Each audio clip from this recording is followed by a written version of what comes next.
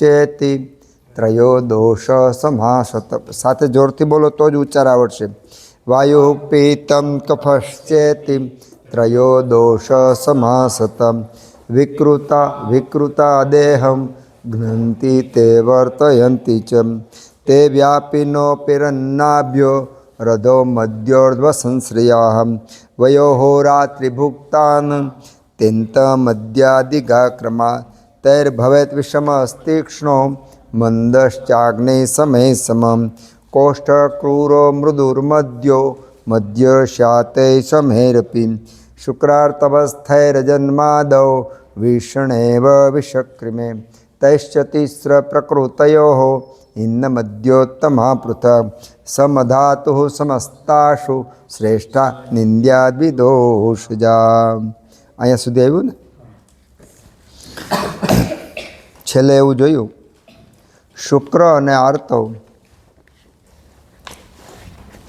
ए ज्यारे गर्भस्थापन थाय त्यारे शुक्र में पण वायु पित्त कफ 3 दोष होय, आर्तव में पण 3 दोष होय। तो दोषो होवा छता दूषयन्ति इति दोषा दूषणात् दोषा दूषण के विकृत करे छे।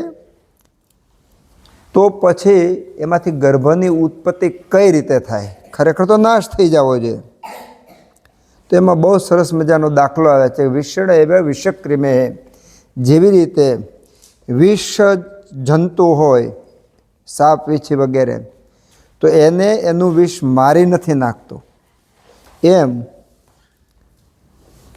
दोषो विपरीत गुणों ने कारणे जोड़ा विकास करे छे अने सरखा गुणों ने कारणे जोड़ायेला रहे छे। एटले धारणात वायु पित्त कफ ए धारण पण करे छे अने शरीरनो विकास पण करे छे। माटे आर्तव अने शुक्र मां दोषो होवा छतां पण शुक्र ने आर्तवनो नाश न करवाने बदले एना रासायणिक प्रक्रिया करी अने गर्भनी उत्पत्ति करे छे अने गर्भनो विकास करे छे। ए आमां दाखलो आपेलो छे। हवे आपणे वायु पित्त कफ ने बधुं जोयुं पण वायु शुं छे एनुं सरस मजानी श्लोक में आवे छे के वायुना गुण शुं।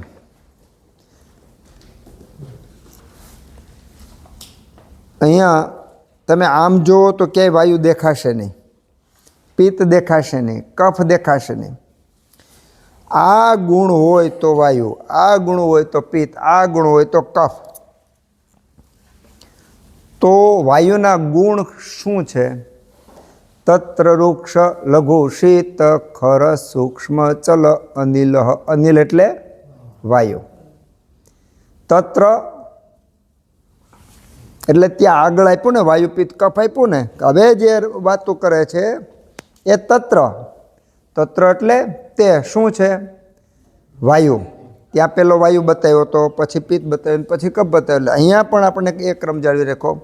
पहेला वायुना गुण पछी पित्तना गुण अने पछी कफना गुण। तत्र वृक्ष ज्यां ज्यां वृक्षता होय त्यां ए गुण वायुनो गणाय।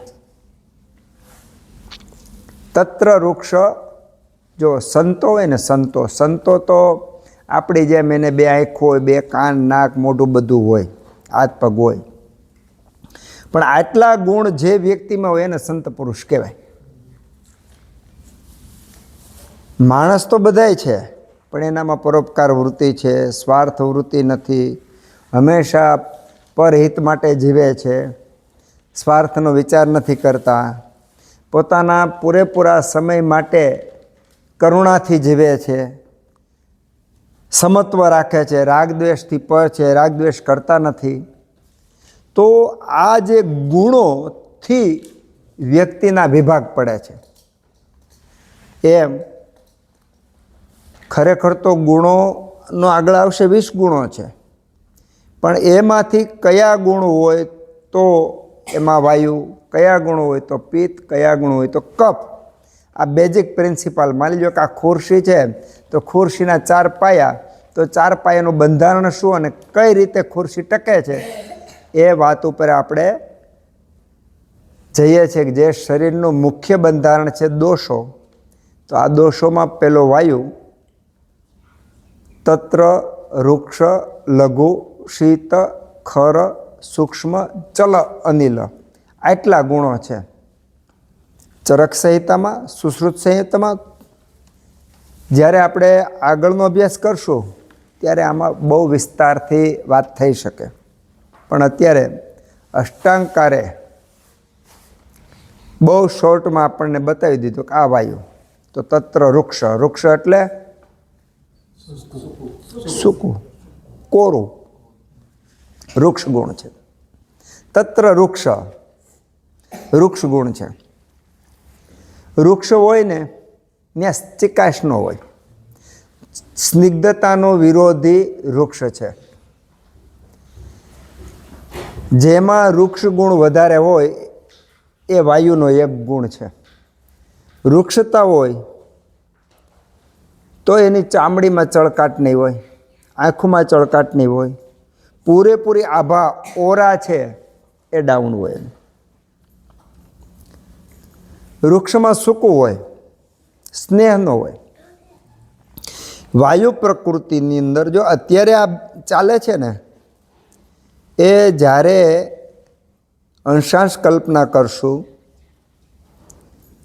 રોગોના વિભાગ પાડીશું, એના પ્રકારો સમજશું, પ્રકારો સમજ્યા પછી એનું નિદાન કરવું હશે, નિદાન પછી સારવાર કરવાની હશે, ત્યારે આ વાત ઉપયોગી થશે. જો અત્યારે સમજી લીધું હશે તો એનો એક દાખલો આપી દઉં તમને. માની લો કોઈને ઘૂંટણનો દુખાવો બહુ થાય છે, ત્યાં દાખલો આપો તો તમને ઇન્ટરેસ્ટ થાય કે આ બધા અલગ અલગ ગુણોનું. ઘૂંટણનો દુખાવો થાય છે. હવે ઘૂંટણનો દુખાવો એટલે આપણે વાયુ ગણી લીધો. વાયુ ગણી લીધો એટલે આપણે તો વાયુની સારવાર કરવા માંડ્યા. પણ ઘૂંટણનો દુખાવો કોઈ વ્યક્તિ અતિ ચાલે છે તો પણ ઘૂંટણનો દુખાવો થાય તો પણ વાયુ વધે છે. કોઈ લુખ્ખું સુખ્ખું રૂખું જ ખાય છે, માની લો કે જુવાર ખાય, બાજરો ખાય, જવ ખાય, રાગી ખાય, આવા હલકા ધાન્યો ખાય, વૃક્ષ ધાન્યો ખાય, વૃક્ષ વાતાવરણમાં રહીએ તો એવી વ્યક્તિને પણ ઘૂંટણનો દુખાવો થાય. ઘણી વ્યક્તિ છે એ તત્ર વૃક્ષ, લઘુ, શીત.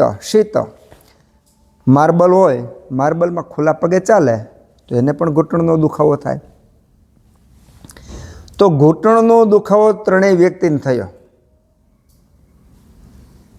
એકને ઠંડીનું સેવન કર્યું, માર્બલમાં ઠંડા ખુલ્લા પગથી ચાલ્યા એટલે એકને ઘૂંટણનો દુખાવો થયો. એકને વૃક્ષ આહાર વિહારનું સેવન કર્યું એટલે ઘૂંટણનો દુખાવો થયો. એકે બહુ ચલ ગુણનો અભ્યાસ કર્યો એટલે કે વધારે ચાલવાના અંતે એક્ટિવ વધારે રહ્યા એટલે ઘૂંટણનો દુખાવો થયો. ત્રણની ટ્રીટમેન્ટમાં એના ગુણ જોવા પડે. આખે આખું લબાચો તમે વાયુનું દૂર કરશો ને તો એટલું પરફેક્ટ રિઝલ્ટ નહીં આવે. પણ જેણે ચલ ગુણનો વધારે અભ્યાસ કર્યો છે એ વ્યક્તિને ચલની વિરોધી શું? સ્થિર. ચલનો વિરોધી સ્થિર. તેની મુખ્ય ચિકિત્સા સ્થિર. તો સ્થિર શરીરને સ્થિર રાખવાનું અને જે આહાર વિહારમાં સ્થિરતા વધારે છે એવો ખોરાક આપવાનો. સ્થિરતા શેમાં છે? પૃથ્વી મહાભૂતમાં. પૃથ્વી અને જલ મહાભૂતવાળા ઔષધો વધારે આપો. જો આવું શીખાઈશું ને તો જાજી બુદ્ધિ લગાડવાની જરૂર નથી. ખાલી આટલું કરો અને એનો ઘૂંટણનો દુખાવો મટી જાય. જેમણે માર્બલમાં ચાલ્યા અને ઘૂંટણનો દુખાવો થયો છે એણે માર્બલમાં ચાલતી વખતે ગરમ મોજા પહેરવાના. એ ઠંડીનું સેવન દૂર કરી નાખો એટલે એને ઘૂંટણનો દુખાવો મટી જાય. જેમણે વૃક્ષ આહાર વિહારનું સેવન કર્યું છે, કરે છે અને જે દુખાવો થયો છે એને ઘી, તેલ એવા સ્નિગ્ધ પદાર્થો આપો, દૂધ એવા સ્નિગ્ધ પદાર્થો આપો, તેનો ઘૂંટણનો દુખાવો મટી જાય. વૃક્ષ આહાર વિહારને કારણે ઘૂંટણનો દુખાવો થયો છે, એમને તમે એક જગ્યાએ બેસાડશો તો એનો ઘૂંટણનો દુખાવો મટવાનો નથી. સમજાય છે? કારણ કે એનું નિદાન વૃક્ષ ગુણ છે. નિદાન વૃક્ષ ગુણ છે. આ કેવું છે કે એક મોટો હોલ છે, મોટા હોલમાં 200 પંખા છે. 200 પંખાને 50 ટ્યુબલાઇટો, 250 સ્વિચો એકારે ગોઠવેલી છે. એમાં તમને જો ખબર ન હોય તો કોઈ પણ પંખો ટ્યુબલાઇટ ચાલુ કરે 25-50 ટ્રાય કરશો ત્યારે ચાલુ થાય, ન પણ થાય. એમ આ રીતના અંશાંશ કલ્પના ભેદ પાડ્યા વગર જો આપણે સમજીએ દોષોને તો હવાતિયા મારે રાખવા પડે. આમ કરો એ નથી મીઠું થાય, આમ કરો એ નથી મીઠું થાય, આમ કરો અખતરા કહી શકાય. એ અખતરા કરવાથી માની લો કે જે વૃક્ષ આહાર વિહારનું સેવન કરવાથી જે વાયુ વધ્યો છે એને તમે વૃક્ષ આહાર વિહારની સ્નિગ્ધત ખોરાકને બદલે તમે પેલું બીજું કરો તો એનો વાયુ મૂઢ થાય. કારણ કે વાયુ થોડોક શાંત થાય, મટવાનો નથી, સંચય થવાનો, રોકાવાનો છે. એ વાયુ કાળક્રમે ફરીવાર પાછો ઉત્પન્ન થવાનો છે. એટલે એલોપેથી હોય, આયુર્વેદ હોય, હોમિયોપેથિક હોય, યોગની કોઈ પણ રીતે ટ્રીટમેન્ટ કરી હોય, આવી રીતે મૂળભૂત કલ્પના વગેરે ટ્રીટમેન્ટ કરીએ તો રોગો મટવાને બદલે નવા રોગોનું બીજ વાય છે. એના કારણે નવા રોગો ઉત્પન્ન થાય છે. એટલા માટે અત્યારે કોઈ વ્યક્તિ તંદુરસ્ત દેખાતો નથી. એનું કારણ એ છે કે દર્દી જેટલી વાર ચિકિત્સા કરાવે ત્યારે 10 રોગોના બી નવા અંદર નાખી દે છે. આમ પબ્લિકને આ જ્ઞાન નથી કે ભાઈ આવું થાય છે. આપણે કદાચ દાખલો આપ્યો હશે કે જ્વર તાવ આવ્યો અને એમાં આપણે સીધું ઔષધ આપી દીધું તો એ જે તાવ છે કદાચ તે વખતે તો મટી ગયો હોય, પણ અંદર એનું પાચન બગડે અથવા એના રક્તની અંદર ફેરફાર થાય, ધાતુમાં ફેરફાર થાય, સ્ત્રોતોમાં ફેરફાર થાય તો એ કાલક્રમે પછી દૂષી વિષમાં ગણાય. કે એ એવું થાય કે જે પ્રકોપ નહીં પામે પણ સંચિત થઈ જાય, રોકાઈ જાય. તો કાળક્રમે જ્યારે બહાર નીકળશે ત્યારે નવા સ્વરૂપ લઈને બહાર નીકળશે. એ વિભેદક ત્યારે વૈદ કે ડૉક્ટર પણ પારખી નહીં શકે, લેબોરેટરી એક્સરેમાં પકડાવાનું નથી, અને દર્દીની તકલીફ છે એ ફાઇનલ છે. એટલે આવા દર્દીને સાયકોલોજીમાં પછી કન્વર્ટ કરી દેવામાં આવે છે કે ભાઈ આમાં લેબોરેટરીમાં કાંઈ પકડાતું નથી, તો ખરેખર તો આને તકલીફ નથી પણ માનસિક હશે એવું માની અને ટ્રીટમેન્ટ કરવામાં આવે છે. ગઈકાલે હું સુરત હતો તો અમારા એક જૂના પેશન્ટ એના વાઈફને લઈને આવ્યા. એ તો પોતાની દવા લે પણ એના વાઈફ ભેગા હતા. તો એમણે કીધું કે મને અહીંયા ખાલી ચડવા માંડી, આ બધું શૂન્ય થવા માંડ્યું, આવું થવા માંડ્યું. એટલે મેં સીધી દાંતના ડૉક્ટર પાસે ગઈ. દાંતના ડૉક્ટર કે ભાઈ તમારે ચામડીના ડૉક્ટર બતાવજો. ચામડીના ડૉક્ટરે દવા આપી તો કે દીધું, દવા પીધા પછી ઊંઘ જ આવી રાખે છે. તો ડૉક્ટરે શું કર્યું? સાયકોલોજીની ટ્રીટમેન્ટ આપી દીધી. સમજાણું તમને? હવે સાયકોલોજીની ટ્રીટમેન્ટને બીજું જે કાંઈ આપ્યું હોય, વિટામિનને બધું આપ્યું હોય, તો જે પૂરું નિદાન થયા વગરની ટ્રીટમેન્ટ એટલે શું થશે કે ત્યાં વાયુ કે ગમે તે જે હશે એ રોકાઈ જાય, સ્રોતોરોધ થાય અને કાળક્રમે નવા સ્વરૂપ લઈને બહાર આવે.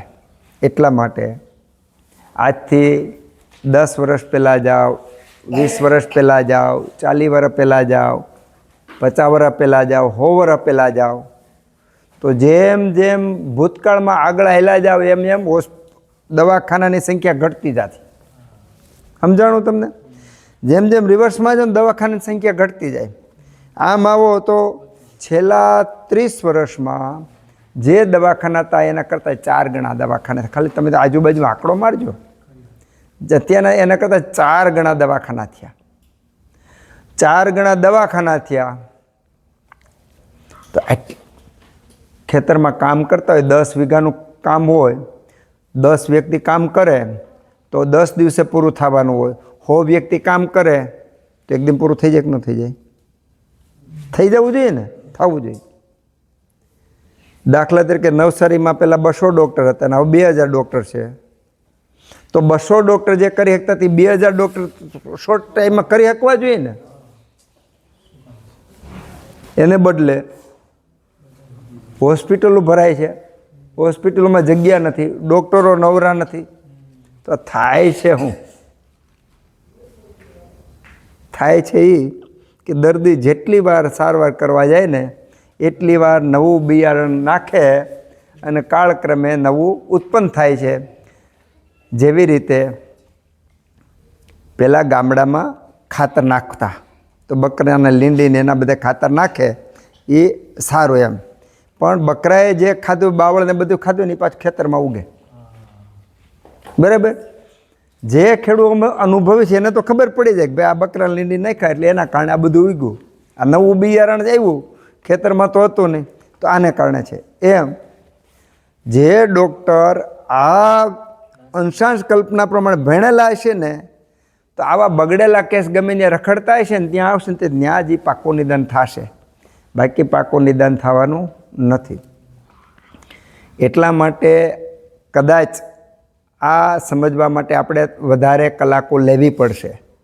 પણ એકવાર આ ગુણો સમજાઈ ગયા પછી તરત જ જેવી રીતે કાચ સાફ કરેલો હોય ને આરપાર દેખાય એમ દર્દી આવે આપણને ફરિયાદ કરે અને આપણે જોઈએ તો તરત આપણને વિભાગ પડવા માંડે. એ રીતનું ક્લિયર થાય. એટલા માટે થોડો સમય એટલા માટે લેવો પડશે કે આ પાયો છે. ઉતાવળ કરી અને જાજુ બધું ભણવું એના કરતાં જેટલું ભણીએ એટલું પૂરું ભણીએ તો એના 2 ફાયદા છે. એક તો પાયો મજબૂત થાય, બીજું જિજ્ઞાસા દિવસે દિવસે વધશે. આપણને પહેલાં એવું હતું કે વાયુ પિત્ત કફ એટલા જ, પણ ખરેખર એમ થાય હું આ વાયુ પિત્ત છે. આપણે તો જુદું સમજતા હતા, ખરેખર તો આ વાયુ પિત્ત છે. વાયુ પિત્ત અને કફ 3 આવડી ગયું તો માણસને જીવતા આવડે, મરતા આવડે, હાજા કરતા આવડે, બીમાર છે અને જોતા બધું આવડી જાય. તો ખરેખર જો 3 વસ્તુથી આ થતું હોય તો હાવ હેલું તો ન જ હોય, ઊંડાણ હોય. અને એ ઊંડાણમાં શક્ય એટલો આપણે પ્રયત્ન કરીએ. તત્ર વૃક્ષ ગુણ છે એ વાયુનો છે. વિભાગ કરવાના કે આહાર, ઔષધ, વિહાર. શેનાથી વૃક્ષ ગુણ વધે? એટલો કયો આહાર આપણા ઘરમાં છે કે જેમાં વૃક્ષ ગુણ વધે છે?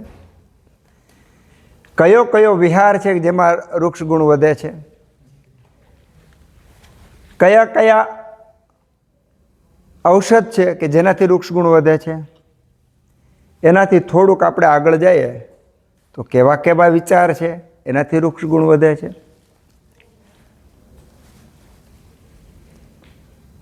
વૃક્ષ ગુણ કોનો વિરોધી છે? સ્નેહનો. સ્નેહ એટલે પ્રેમ. જેની અંદરથી પ્રેમ ઉત્પન્ન થતો, ભાવ ઉત્પન્ન થતો, કરુણા ઉત્પન્ન થતી, તેનું મન છે, એના વિચારો છે એ વૃક્ષ છે. તો એવા વિચારો ઉત્પન્ન કરશે તો એ વૃક્ષતા આવશે.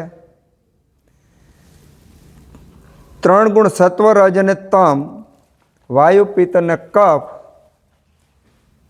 મનના દોષો શરીર ઉપર અસર કરે, શરીરના દોષો મન ઉપર અસર કરે. આપણે તો સર્વાંગી ચિકિત્સા કરવાની છે. આયુર્વેદનો વૈદ્ય કાનનો અલગ ડૉક્ટર હોય, આંખનો અલગ હોય ને પેટનો અલગ હોય ને ઘૂંટણનો અલગ હોય એવું નથી હોતું. કારણ કે વાયુ પિત્ત કફ જેને સમજાઈ ગયા, 7 ધાતુ સમજાઈ ગઈ, પંચમહાભૂત સમજાઈ ગયા, તો એ જ સિદ્ધાંત આંખને લાગે, એ સિદ્ધાંત ઘૂંટણને લાગે, પગના અંગૂઠાને લાગે, વાળને લાગે, પાંડુરોગને લાગે, કામલાને લાગે, ગ્રહણી રોગને લાગે, સાયટિકના બધા રોગને સિદ્ધાંત એક જ લાગે. એટલા માટે આયુર્વેદના વૈદ્ય પાસે વિભાગની જરૂર નથી. છતાંય અષ્ટાંગકારે 8 વિભાગ પાડ્યા. 8 વિભાગ સમજવા માટે પાડ્યા છે. કાય, બાલ, ગ્રહ, ઉર્ધ્વાંગ, શલ્ય, દ્રષ્ટાન, જરાવૃષાન, જે 8 ભાગ પાડ્યા ને, 8 વિભાગ પાડ્યા છે. એ અલગ અલગ વિભાગ પાડ્યા છે. પણ આયુર્વેદનો વૈદ આ સિદ્ધાંત સમજી ગયો તો પછી સંતાન નથી થતા, તો પણ આની બહાર કાંઈ નથી. જેવી રીતે પક્ષી ઉડતું જાય છે તો પડછાયો પક્ષીના આધારે રહેલો છે, એમ અલગ અલગ લક્ષણો બતાવે છે, અલગ અલગ રોગો ઉત્પન્ન કરે છે. તો એ વાયુ પિત્ત કફના આશરે રહેલા છે, એની બહાર નથી. તત્ર વૃક્ષ, તો વૃક્ષ આહાર, આપણે જે ખોરાક આપણા ઘરમાં રસોડામાં જે મસાલિયામાં છે એમાં વૃક્ષ ગુણવાળું શું છે? મરચું. વૃક્ષ ગુણ કેટલું છે એ આપણે નોંધ કરવાની. એ આપણે આર્યમાં આ બધા વિભાગ પાડેલા. આર્યમાં 3 મહિનાનો જે કોર્સ કરેલો એમાં આ બધું કરેલું. તો વૃક્ષ ગુણનું લિસ્ટ બનાવવાનું કે આપણા રસોડામાં, આપણા ઘરની આજુબાજુમાં આપણે જે વસ્તુ વાપરીએ છીએ, માની લો કે આમળા વાપરીએ છીએ, ફુદીનો વાપરીએ છીએ, તુલસી વાપરીએ છીએ, મસાલા વાપરીએ છીએ, તો એમાંથી વૃક્ષ ગુણ કેટલા છે? હવે આ વૃક્ષ ગુણ શીખવા માટે હું તો આમાં બહુ પગલી ધીમું ધીમું હાલવાનો છું. તમારે નિઘંટુ વાંચવા પડશે. અત્યારે નિઘંટુ વાંચવાની ક્ષમતા ન હોય તો આર્યભિષક લઈ લેવાનું. આર્યભિષકમાં દરેકના એમાં આર્યભિષકમાં થોડું થોડું ક્યાંક ક્યાંક સમજવું પડે એવું છે, પણ અત્યારે તમારા માટે ચાલશે. જે લોકો આયુર્વેદનો વધારે અભ્યાસ કરે છે એમણે ભાવપ્રકાશ, ખાસ ભાવપ્રકાશ નિઘંટુ આધારભૂત છે. જેવી રીતે ચિકિત્સા નિદાન કરવું હોય તો ચિકિત્સા જે કરવી હોય તો શેમાં કરવાની? ચરક એનો માસ્ટર છે. અને એકદમ ટૂંકામાં ટૂંકી વાત, બહુ મોટી વાત ટૂંકામાં ટૂંકી કહ્યું તો કોણ કહી શકે? એ વાઘભટ કહી શકે. પરફેક્ટ નિદાન કર્યું તો કોણ કરી શકે? એ માધવ નિદાન જ કરી શકે. સર્જરી કેમ કરવી કોણ કરી શકે? તો એ સુશ્રુત જ કરી શકે. એમ ઔષધ, એના પર્યાયો, એની નિવૃત્તિ અને એના ગુણો સચોટ રીતે જો કોઈ આપ્યા હોય કે એમાં કોઈ ફેરફાર જ નહીં, તો એ ભાવપ્રકાશ એક દીવાદાંડી રૂપ છે. તો ભાવપ્રકાશને વાંચવું પડે.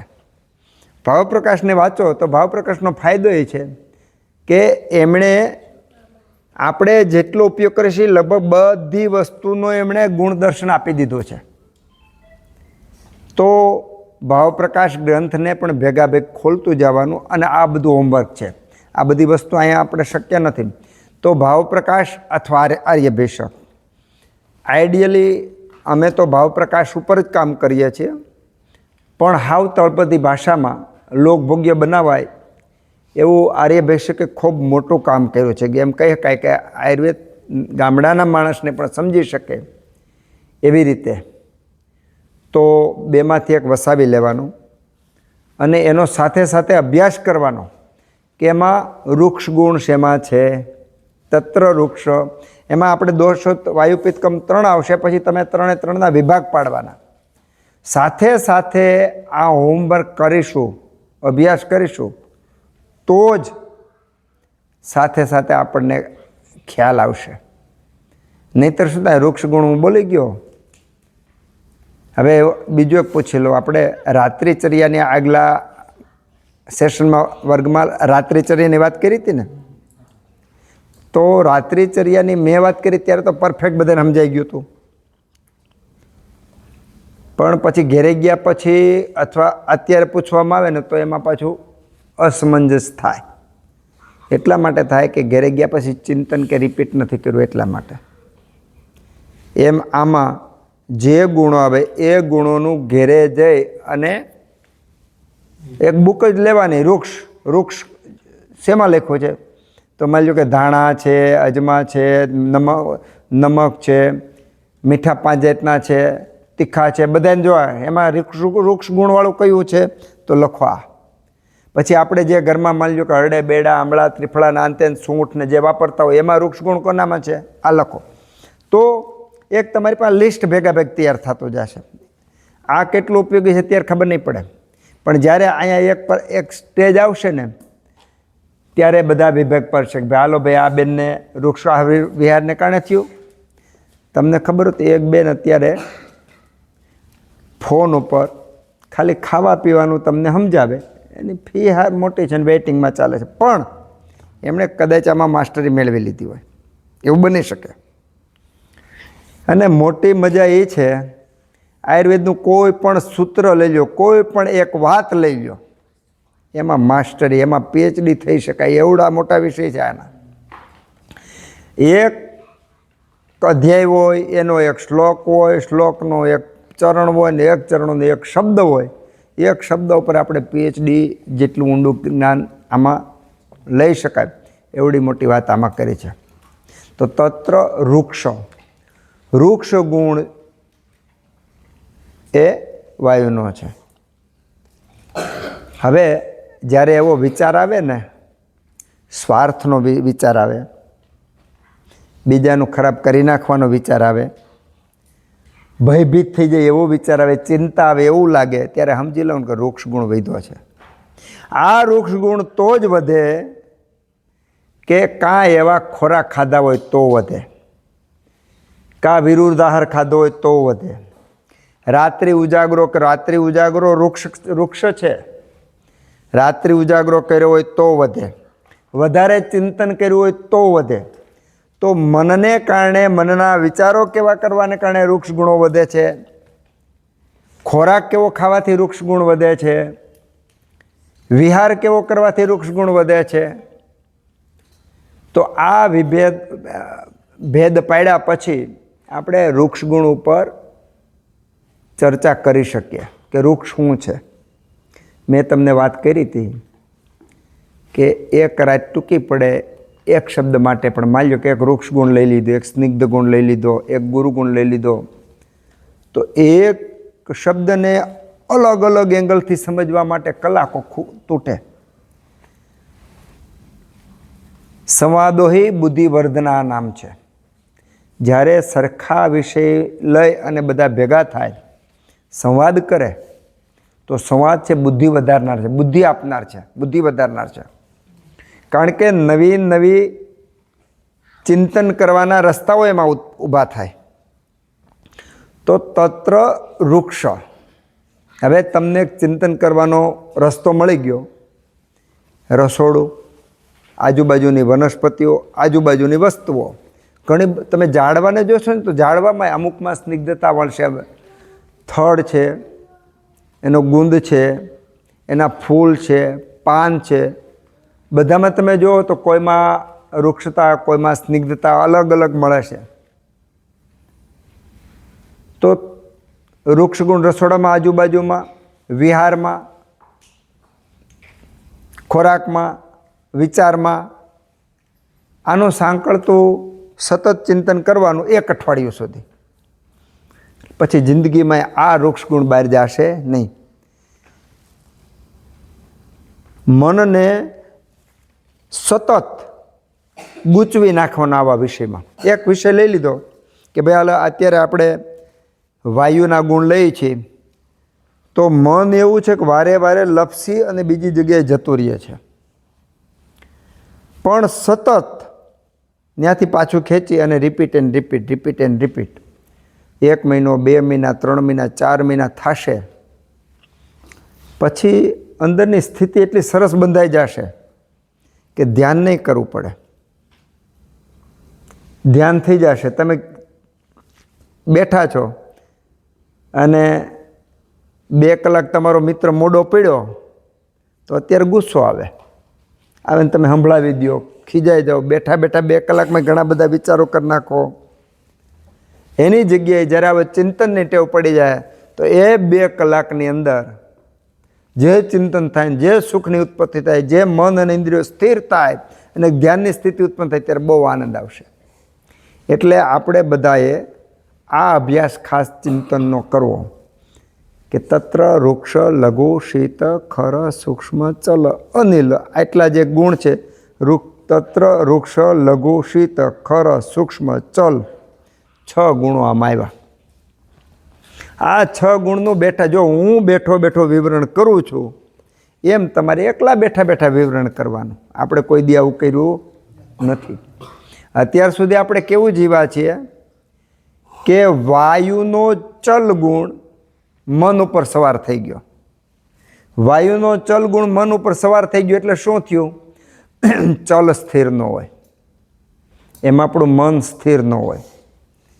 મન સ્થિર ન હોવાનું કારણ મન પડે ત્યાં જવાની છૂટી છે. અત્યારે આપણે એમ કહીએ કે સમાજમાં સ્વચ્છંદતા વધી ગઈ છે, કારણ કે વાયુ ગુણ વધી ગયો છે. પતિ પત્ની બાળકો એકબીજાનું કયું કરતા નથી, પોતપોતાની રીતે જીવે છે. તો આ શું થયું છે? સમાજમાં વાયુ વધી ગયો, વ્યવહારમાં વાયુ વધી ગયો. સ્નિગ્ધતા ક્યાંય ન રહી, પ્રેમ ક્યાં ન રહ્યો, ક્યાંય ન રહ્યો. એક ખાલી તમે મમ્મી પપ્પાને પૂછ્યો અથવા તમે કદાચ ઝાંખી થોડીક કરી છે, તમારી ઘરે દરજી સીવવા આવે ને તો એક ઉત્સવ જેવું વાતાવરણ હોય. લાડવા કરે, સારું સારું ખજાવવા, દરજીને સારું સારું ખવડાવે અને છોકરાઓ માફ કરી લે ને એ બધાને એક ઉત્સવ જેવું વાતાવરણ હોય. દરજી ઘેરે આવ્યો હોય, હંસો ખભેલીને ઘેરે આવે, 1 દી 2 દી 3 દી સીવે અને પછી ઘેરે જાય. તો દરજી તમારી ઘેરે આવે છે એ એક સેતુ હતો અને એ દરજી અને તમારે એક આત્મીયતા હતી, આખા કુટુંબની આત્મીયતા હતી. એવી જ રીતે સોની સાથે, એવી જ રીતે બ્રાહ્મણ સાથે, એવી જ રીતે મોચી સાથે, એવી જ રીતનું વાળંદ સાથે, બધા વર્ગની સાથે અંદરોઅંદર જે આત્મીયતા હતી, પ્રેમ હતો, હૂફ હતી, ભાવ હતો, વ્યવહાર હતો, આ સ્નિગ્ધતા હતી. સ્નિગ્ધતા હતી, પ્રેમ હતો. એટલા માટે ત્યારે વાયુ પ્રકોપ થતો નહોતો. આપણા ઋષિ મુનિઓએ વાયુ પિત્ત કફના બેલેન્સ માટે એટલી બધી અદ્ભુત રીત આપી છે કે હું તો કહું બુદ્ધિ લગાડવાની. ઘણીવાર દર્દી મને કહે કે ભાઈ મારે શું કરવું, હાજુ રહેવા માટે શું કરવું, બીમારી દૂર કરવા માટે શું કરવાનું? હાવ સીધો સાદો જવાબ હોય, તમારા દાદા દાદી જે ખાતા તે ખાઓ, પીતા તે પીવો, કામ કરતા તેટલું કામ કરો, જેમાં રહેતા તેમ રહ્યો અને જેમ જીવતા તેમ જીવો. રોગ હોય તોય જતો રહે. યાદ કરો, 40-50 વર્ષ પહેલાં એક ગામમાં કોઈને બાટલો ચડાવ્યો ને તો ગામ આખું ખબર કાઢવા જાય કે એને તો બાટલો ચડાવ્યો. અને અત્યારે દર્દીને ગુમડું થયું તો એ કે બાટલો ચડાવી દો. એ તો સાયકોલોજી કરી ગઈ છે. ઓપરેશન કરીને આવે બાજુવાળાને ખબર ન હોય, એમ નહીં એના મામાને ન ખબર હોય કે ભાઈ આ ભાણકીએ ઓપરેશન કરાવ્યું, સામાન્ય થઈ ગયું. તો પેલા બીમારી નહોતી અને માની લો કે ગામમાં કોઈ એક બીમાર પડ્યું હોય ને તો ગામ આખું ચિંતામગ્ન હોય, એને કેન્સર થયું છે તો ગામ આખું ખબર કાઢવા જાય. જ્યારે આજે તો હગાવાલાને ફોર્માલિટી ખાતર ખબર કાઢવા જવું પડે છે તો અંદર ભાવ નથી. જે ભાવ નથી, કર્કશતા છે, ન્યા તમે જાઓ તો એને તકલીફ છે, તમને ચા પાણી કરી દેવાની એને તકલીફ છે, તમારી પાસે સમય નથી. આ વૃક્ષતા શું છે? વૃક્ષતા. વૃક્ષતા કાંઈ ખરબચડું હોય, કોરું હોય એને જ વૃક્ષ નહીં કહેવાય. સતત એક વિચાર બદલો ને તરત ખ્યાલ આવી જાવ છે, ખાલી તો વૃક્ષ વિચાર આવ્યો. બરાબર? કોઈનું અહિત મગજમાં આવ્યું, કોઈનું સારું થયું ને આપણે સહન ન કરી શક્યા, તેજો દ્વેષ ઉત્પન્ન થયો, તો કદાચ તમે વૃક્ષ આહાર વિહારની સારવાર કરશો તો જલ્દી સાજા થઈ શકશો. પણ વૃક્ષ વિચારો કર્યા હશે તો સાજા કરવા અઘરા છે. કારણ ખરેખર તો અઘરા નથી, પણ એ તમારા વૃક્ષ વિચારને કારણે તમને ઘૂંટણનો દુખાવો થયો છે એવું નિદાન કરનાર કોણ છે અત્યારે? એ તો જુઓ. જેમણે વૃક્ષ વિચારો કર્યા, જેણે વૃક્ષ વ્યવહાર કર્યો, જેણે વૃક્ષ જીવન જીવો, એને ઘૂંટણનો દુખાવો છે, તો એ નિદાન કરનારો ગોતશો ક્યાં તમે? એટલા માટે આપણું આ હેતુ છે કે જે આ ઘડો અમૃતનો ભરેલો છે ને, કદાચ આપણે એમાં બહુ મલ્ટીપ્લાય ન કરી શકીએ. ખરેખર તો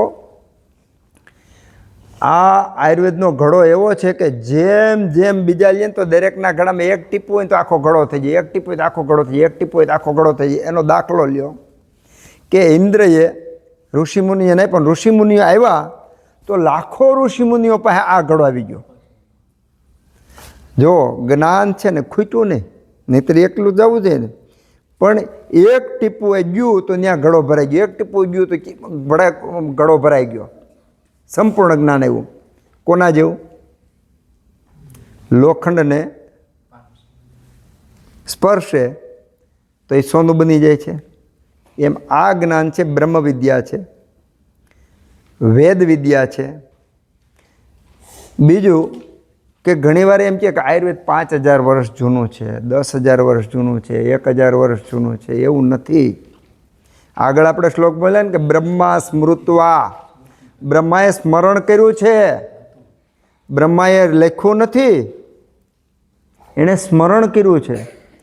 અને સ્મરણ એ જ વાતનું થાય, કાં તો તમે જોયેલું હોય, કાં સાંભળેલું હોય, કાં અનુભવેલું હોય. કારણ કે મનનો સ્મૃતિ ગુણ છે. મનમાં ઘણા બધા ગુણ છે, એમાંનો એક ગુણ સ્મૃતિ છે. અને સ્મૃતિ કોની થાય? કાં જોયેલું હોય, કાં અનુભવેલું હોય, કાં સાંભળેલું હોય. તો બ્રહ્મા સ્મૃતમાં બ્રહ્માએ સ્મરણ કર્યું છે, એનો અર્થ એવો એ તો હતો. તો આવા હજારો લાખો બ્રહ્મા થઈ ગયા ને બધું થઈ ગયું. તો આ જ્ઞાન તો અનાદિકાળથી છે, સત્ય સનાતન છે. ગુરુત્વાકર્ષણનો નિયમ કોણે શોધ્યો? ન્યૂટને. તરત જવાબ આવ્યો ને ન્યૂટને.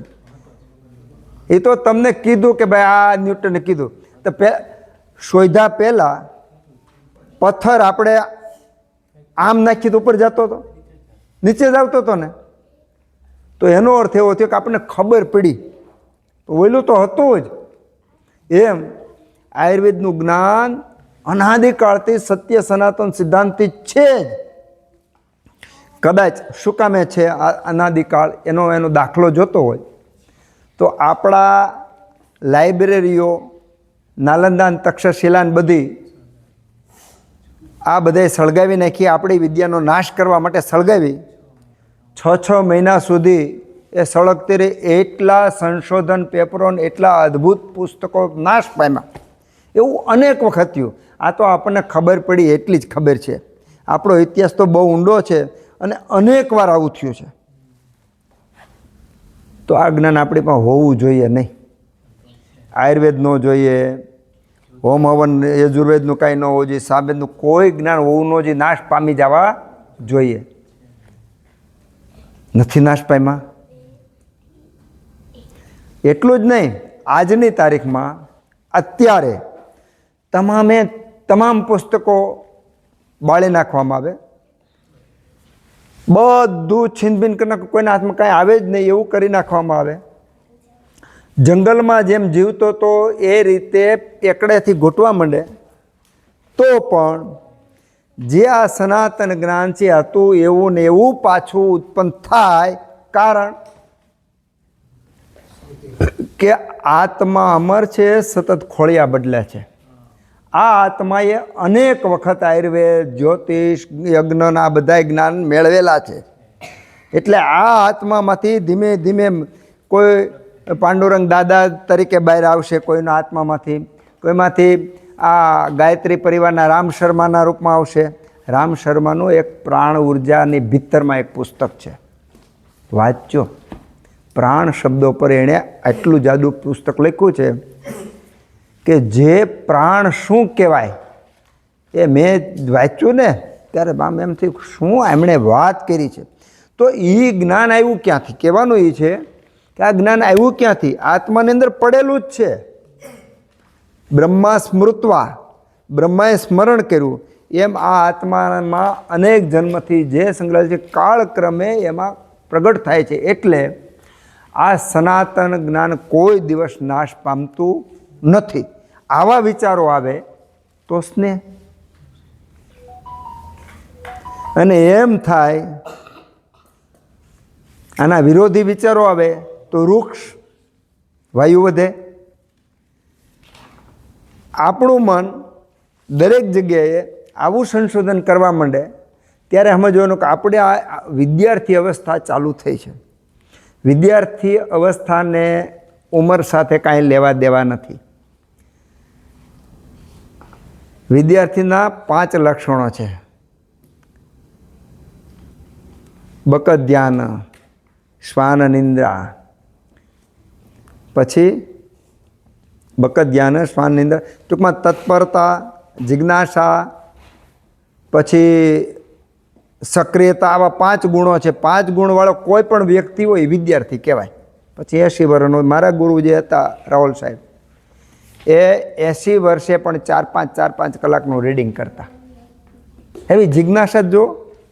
અને એટલું નહીં, અમારે બેને ડિસ્કસ થઈ હોય તો મેં પ્રશ્ન પૂછ્યો, એને જવાબ તો આપી દીધો હોય, પણ ઘણી વાર વાંચ્યા પછી એ નકરાણી આ નહીં, આ સાચું આમ હતું, ફોન ઉપર કૂદકો મારીને વાત કરે. આને જિજ્ઞાસા કહેવાય. તમે સૂતા હોય અને રાતે ચિંતન કરતા યાદ ન હોય, તરતોતર ચોપડી ન ખોલો, ન જોવો, ત્યાં સુધી શાંતિ ન થવી જોઈએ. આને જિજ્ઞાસા કહેવાય. તો આ જિજ્ઞાસા હોય તો મન સ્થિર થાય, સ્નિગ્ધતા આવે, વાયુનો વિરોધી ગુણ. અને માની લો કે નો યાદ કાંઈ નહીં તો કાલ જોઈ લેવું, વૃક્ષતા. હા, વાયુ વધવાના તમે કારણો તો જુઓ, કાંઈ મને પછી જોઈ લેવું, વૃક્ષતા. કારણ કે તમને પ્રેમ નથી, નહીતર થવું છે. હવે એક કોઈનો ફોન આવે તમને જેનો હોય તો તરત ફોન ઉપાડો છો, અને અમુક વૃક્ષ તમારે વૃક્ષ વ્યવહાર હોય તો એનો ફોન નથી ઉપાડતા. તો આમ દરેક જગ્યાએ ગુણ દર્શનની ટેવ પડે.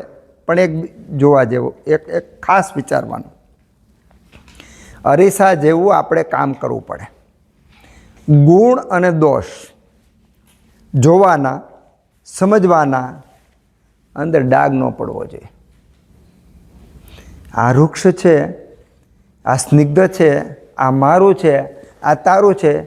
વ્યવહાર માની લ્યો કે ક્લાર્ક હોય એ પૈસા ગણતો હોય બેંકમાં, આખો દી રહીને ઘેરે વયો જાય, પછી એને કંઈ પૈસાનો સ્વપ્ન પેલું ન થાય, કારણ કે તો બેંકનું હતું, એક વ્યવહાર હતો. એમ આપણે આ બધું શીખીએ અને પછી એનું મનની અંદર રાગ દ્વેષ થાય. આ વાયુ છે એટલે ખરાબ, આ પિત્ત છે એટલે સારું, આ કફ છે એટલે સારું, આવો વિભાગ પાડ્યો તો ત્યાં આપણે અટવાઈ ગયા. તો ત્યાં 2 વસ્તુ થાય. એક તો આપણે પ્રોપર રીતે વિચાર નહીં કરી શકીએ.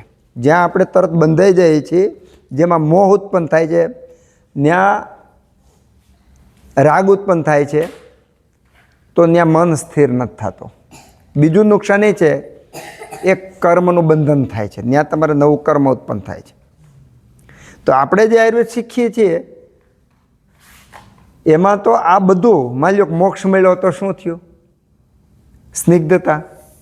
અને કોઈ એક પછી બદલે જ રાખીએ જન્મ, તો શું થાય? વૃક્ષતા. તમે સેટ જ ન થયા, સ્થિર જ ન થયા, ચલગુણ જ ચાલુ રહ્યો.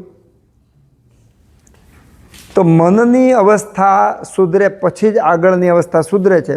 એટલે મેં તો ખાલી અંગુલી નિર્દેશ કર્યો, થોડા ઘણા દાખલા આપીને. અત્યારે વૃક્ષ ગુણ ઉપર ખાલી અંગુલી નિર્દેશ કર્યો છે.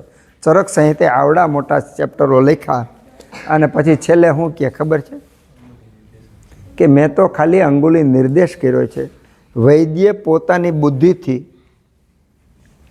જ્ઞાનના પ્રકાશથી પોતાની રીતે જરૂર પડે તો ફેરફાર કરવો ને આ રીતે લેવું. લ્યો, વિચાર તો કરો.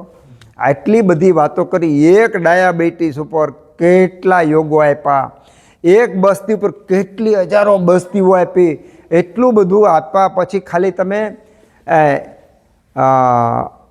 અરિષ્ટ લક્ષણો વાંચો. 12 અધ્યાય આપ્યા, અરિષ્ટ લક્ષણના 12 અધ્યાય આપ્યા, અને છતાંય કે આ તમે અંગુલી નિર્દેશ કરો. વિચાર તો કરો કેટલી સંભાવનાઓ બીજી ચિંતન કરવાની બાકી છે. એટલે એક એક ગુણ ઉપર અત્યારે માની લો કે આપણે વૃક્ષ ગુણ ઉપર વાતો કરી તો પછી બીજા ગુણ ઉપર આટલી ડીપલી ચર્ચા કરવાની જરૂર નહીં પડે. કમસે કમ આપણને આઈડિયા આવી જવો જોઈએ. ભાઈ જે વૃક્ષ ગુણનું આપણે વિચારમાં જોયું, વર્તનમાં જોયું, વ્યવહારમાં જોયું, પ્રેમમાં જોયું, સંબંધમાં જોયું, ખોરાકમાં જોયું, સુવા બેસવા ઉઠવામાં જોયું, બધે જોયું. માની લો કે સંન્યાસી હોય ને, સંન્યાસી એને લાકડાની પાઇટ ઉપર સૂવાનું હોય, લાકડાની પાઇટ ઉપર સૂવે સંન્યાસી. શું કામ સૂવે? લાકડાની પાઇટ વૃક્ષ ગુણવાળી છે, કડક છે, એમાં વધારે ઊંઘ ન આવે. શરીરને જોતી હોય ને એટલી જ ઊંઘ આવે, બાકી તરત બેઠા કરી દે. એટલે સંન્યાસી લોકોને આળસ ઉત્પન્ન ન થાય, પોતાની સાધના ભજન વ્યવસ્થિત કરી શકે એટલા માટે લાકડાની પાઇટ ઉપર સુવડાવવામાં આવે. એટલે એ લોકો આદર્શ છે ને એ લાકડાની પાઇટ સુવે અથવા કડક પથારે. તો શું થયું કે જેવું એની ઊંઘ પૂરી થઈ તો તરત એ બેઠા થઈ ગયા. એની જગ્યાએ ગાદી તકિયા હોય, સરસ મજાનો પંખો ફરતો હોય, બધું હોય, તો જે આપણને 2 કલાકમાં ઊંઘ પૂરી થવાની છે આપણે 3.5 કલાકે બેઠા ન થાય, પડખું ફરીએ. તો વૃક્ષ ગુણ, પથારી પણ વૃક્ષ ગુણને સ્નિગ્ધ ગુણ ઉત્પન્ન કરે. માની લો ડાયાબિટીસ છે તો ડાયાબિટીસનો તમે શ્લોક જુઓ તો આસ્યા સુખમ સ્વપ્ન સુખમ દધીની ચ. એમાં આસ્યનું સુખ તો લખ્યું, સ્વપ્ન સુખ, સ્વપ્ન એટલે વધારે ઊંઘતો હોય.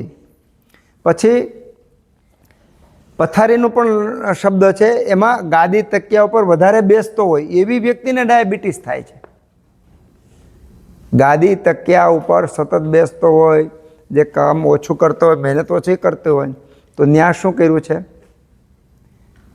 એ વખતે આપણે વિચાર કરશું. જ્યારે મધુમેહ આવશે ત્યારે વિચાર કરશું કે આ ગાદી તકિયાને કારણે મધુમેહ શા માટે થાય છે, એ ત્યાં વિચાર કરશું. પણ પથારીથી પણ વાયુ, પિત્ત અને કફમાં બદલાવ આવે છે.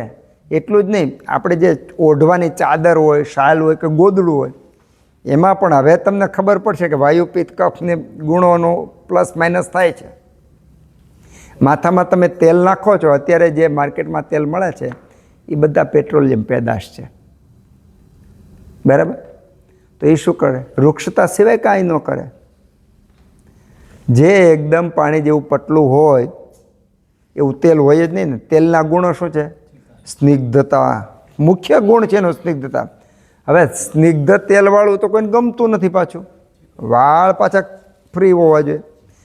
તો આપણામાં દિવસે દિવસે આ સમાજનો અત્યારે તમે જુઓ તો અત્યારે આ પરિસ્થિતિ આવી, એનું કારણ શું છે કે ચારે બાજુ આહાર, વિહાર, આચાર, ચારે બાજુ વૃક્ષ ગુણ વધે. એવા ઓરડાની અંદર આપણે ફિક્સ થઈ ગયા, એવી દુનિયાની અંદર આપણે ફિક્સ થઈ ગયા છે, બચી જ ન શકો. ખોરાક જુઓ તો ખોરાકમાં ખેડૂત ઉત્પન્ન કરે છે, અનાજ ઉત્પન્ન કરે છે. તો આજથી 40-50 વર્ષ પહેલાંનો ખેડૂત જુઓ, અને અનાજ ઉત્પન્ન કરતો હતો. 40 વર્ષ પહેલાં, 50 વર્ષ પહેલાં ખેડૂત ગાયું ભેંસું રાખતો હતો. આજનો ખેડૂત ગાયું ભેંસું રાખે છે. મારે કાયમી નિયમ હતો, મારા દાદાને 1 કલાક મારે પગ દબાવવાના, અને 1 કલાક પગ દબાવ્યું ત્યારે હું પ્રશ્નો પૂછું ને જવાબ દેતા જાય, બે વાતો કરતા જાય. આ હવે ક્યાંય જોવા મળતું નથી. એ જે પ્રેમ હતો, એ જે એને 70-80 વર્ષનો એનો જે અનુભવ હતો, એ અનુભવ આપણને કેટલો મળતો એવું ક્યાંય નથી.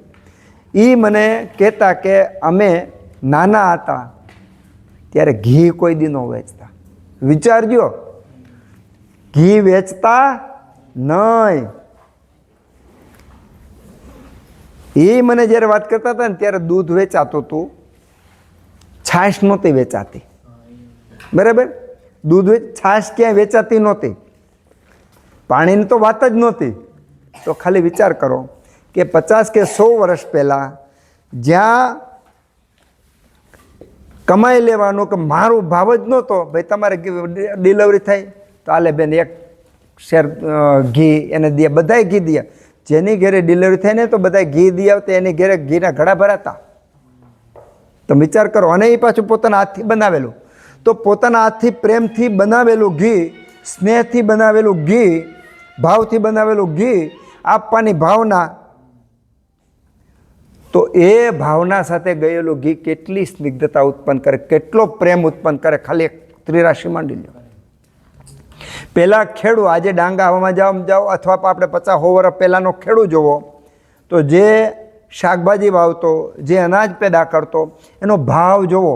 એ બળદને કોઈ દી, મારા દાદાની વાત કરો, એમણે બળદને કોઈ દી ગાળ નથી દીધી. માર્યો તો નથી, ગાળ કોઈ દી નથી. વિચાર તો કરો, પોતાના દીકરાની જેમ એણે બળદને રાખ્યા. એ બળદ કેટલા પ્રેમથી રહે ને કેટલા પ્રેમ એ બળદના શિંગડા ઘીથી લગાડે, અને એ બળદને એટલા સરસ સાચવે, જેથી કામ હોય તેથી સવારને બરાબરને નીણ બીણ ખવડાવીને બધું કરે. એ બળદ કેટલા દિલથી ખેતરમાં કામ કરતા હોય. ધીમે ધીમે ધીમે કરતા રોકતા આવતા આવતા બળદ જ ગયા. હવે ટ્રેક્ટર આવ્યા, આ ટ્રેક્ટરને પ્રેમને કાંઈ લેવા દેવા. છતાંય ટ્રેક્ટરમાં પણ જળ પદાર્થમાં પણ સ્નેહ હોય, ઉત્પન્ન થઈ શકે જો આપણામાં હોય તો, પણ એ તો ગયું જ, ગણતરી છે. તો દિવસે દિવસે આપણે જે અનાજ આવે છે એ પણ વૃક્ષ ભાવથી આવે છે. ખેડૂત માત્ર પૈસા પેદા કરવા માટે, પોતાના સ્વાર્થ માટે કરે છે. એટલા માટે હવે એની ગુણવત્તા નથી જોતો, એની અંદર વધુમાં વધુ પ્રોડક્શન, વધુમાં વધુ પૈસા કેમ મળે, એક જ હેતુ. હવે આ હેતુ વૃક્ષ ગુણ, એ ઘઉં તમારા પેટમાં જાય, એ બાજરો પેટમાં જાય તો વૃક્ષ ગુણ ઉત્પન્ન કરે કે ન કરે. તો આજે એટલી હદ સુધી પૂરા સમાજની અંદર અવ્યવસ્થા કહી શકાય કે આ બધું ઇસ્ટાબ્લિશ થઈ ગયું, સ્થાપન થઈ ગયું છે કે કોઈ એક બાજુથી આપણે સુધારો કરી શકીએ એમ નથી. અનેક બાજુથી આ સુધારો કરવો પડશે. પણ ચરક સંહિતા વાંચો ને, વિમાન સ્થાનની અંદર બહુ સરસ મજાની એક વાત કરી છે. જનપદો ધ્વંસની અંદર પ્રશ્ન પૂછ્યો કે ભાઈ આ જનપદો ધ્વંસ, આખો સમાજ બીમાર પડી જાય, એવા રોગો આવવાનું કારણ શું? આવા ધરતીકંપો આવે, આવા વાવાઝોડા આવે, બધું આવવાનું કારણ શું? કારણ કે ઋષિમુનિઓ માત્ર પરોપકાર માટે જીવતા, કરુણા ભાવથી જીવતા, અને ભેગા થતા અને પ્રશ્નોત્તરી કરતા, માત્ર ને માત્ર સમાજ માટે ચિંતા કરતા, ચિંતન કરતા, વાતો કરતા. તો એણે પ્રશ્ન કર્યો કે આવું કારણ શું? જે અત્યારે આપણે વાત કરી એ બધી થવાનું કારણ શું? તો બહુ સરસ મજાનો એક જ વાક્યમાં જવાબ આપ્યો મહર્ષિએ કે રાજા.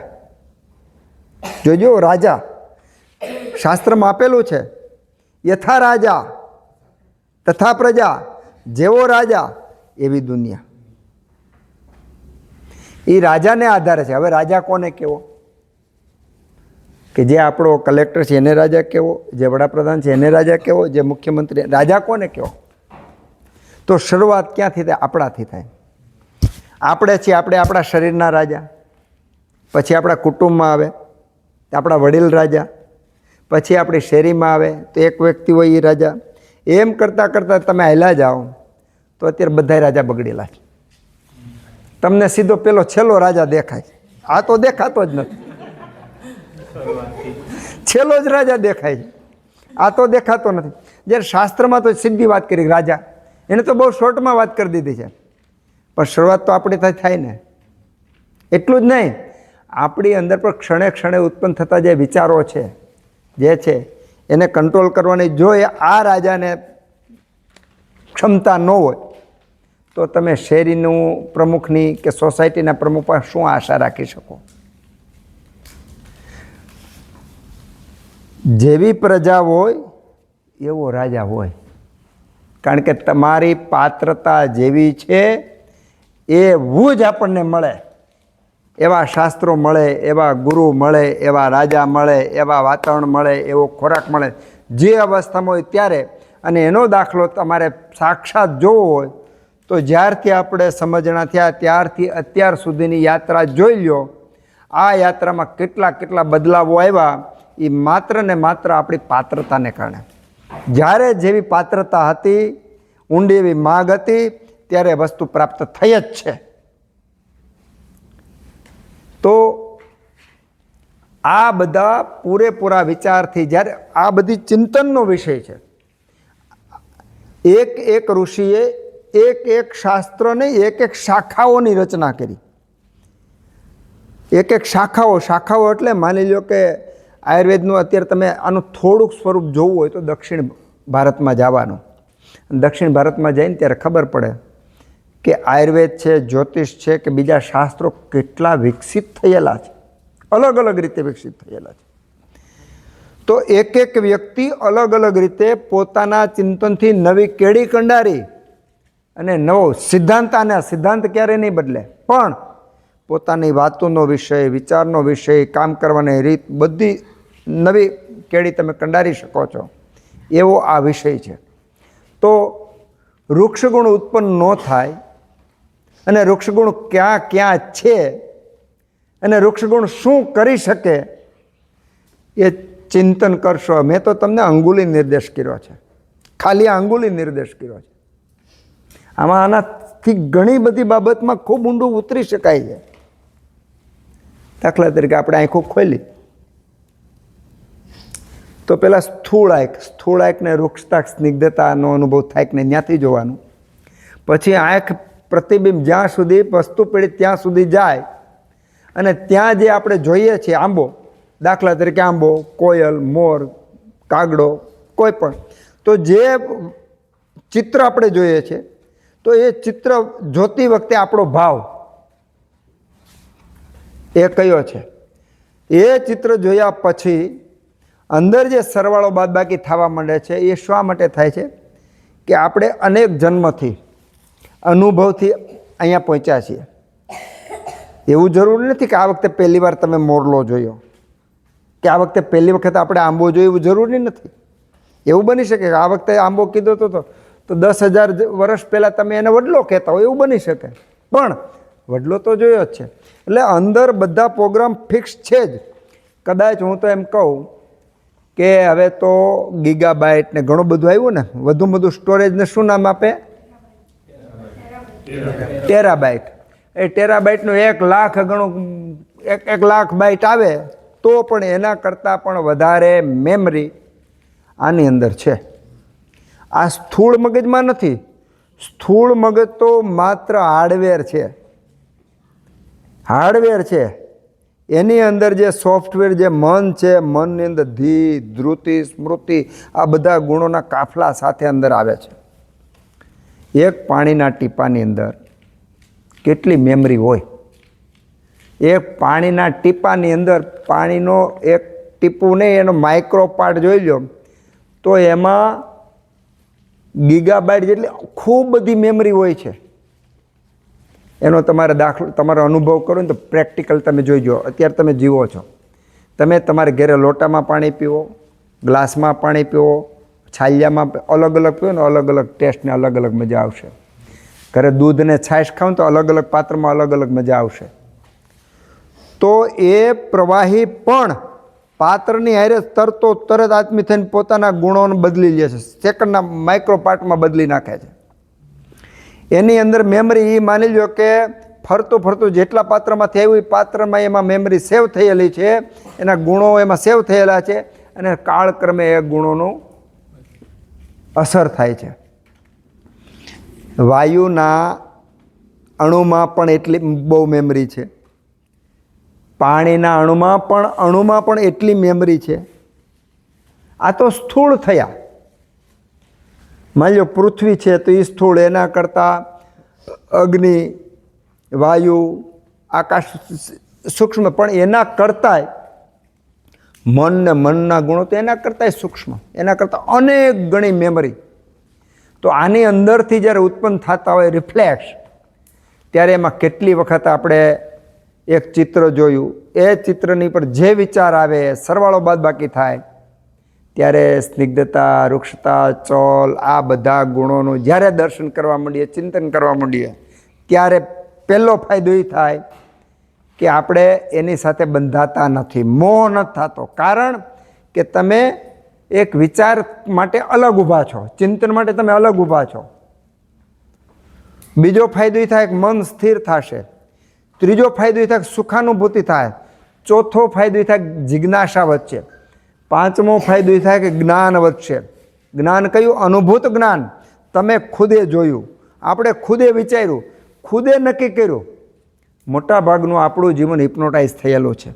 હું ને તમે બેસીએ છીએ, હું ને તમે ખાઈ પીએ છીએ, હું ને તમે કપડાં પહેરીએ છીએ, આપણે કોઈ પણ પ્રકારની આપણી મૌલિકતા છે જ નહીં.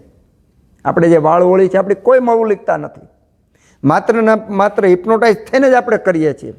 જ્યારે આ રીતનું ચિંતન કરવાથી એક અલગ મૌલિકતા ઉત્પન્ન થશે અને એ મૌલિકતા જ આપણને આગળ જ્ઞાનની યાત્રામાં લઈ જાય. એટલે જે આ અભ્યાસ કરવામાં આવી સર્વાંગી અભ્યાસ થાય, એકાંગી ન થાય. વૃક્ષ ગુણ એટલે ખાલી વૃક્ષ ગુણ એટલો નથી, ખૂબ બધી જગ્યાએ પથરાયેલો છે. એમ આગળ વાયુના પણ બીજા ગુણો આવશે, પિત્તના પણ આવશે, કફના પણ આવશે, પંચમહાભૂત પૃથ્વી જળ તેજ વાયુ આકાશ એનું પણ આવશે, ધાતુનું ખૂબ બધા વિજ્ઞાનો આવશે.